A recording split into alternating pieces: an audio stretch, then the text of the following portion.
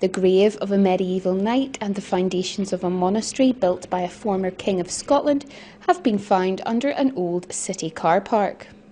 Archaeologists made the discoveries with dozens of other artefacts during the excavation of a building site in Edinburgh's Old Town.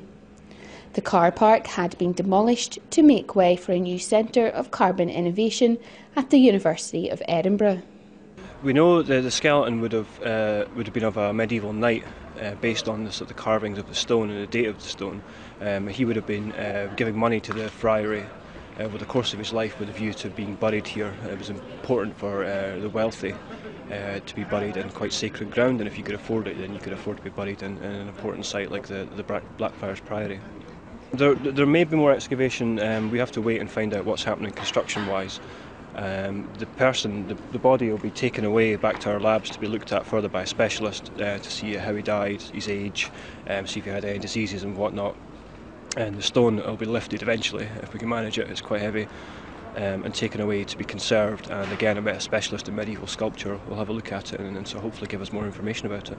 You know, when you're in a city such as Edinburgh, which is already a UNESCO World Heritage Site and is sort of bounding with sort of international archaeological and architectural joys, obviously it sort of joins quite a long list. But I think it's a level of preservation which has really excited everyone. Here, because of the nature of the clay in Edinburgh, which is particularly good for preserving the bodies, we have an exceptionally well preserved skeleton, and equally well the actual gravestone itself isn't cracked and it's nicely preserved, the actual carving across it. So in that context, obviously having something as ancient as that and finding it, let's after all not forget that this particular area has been built on at least 4 occasions in the last 850 years. That's quite an exciting discovery even in the context of Edinburgh.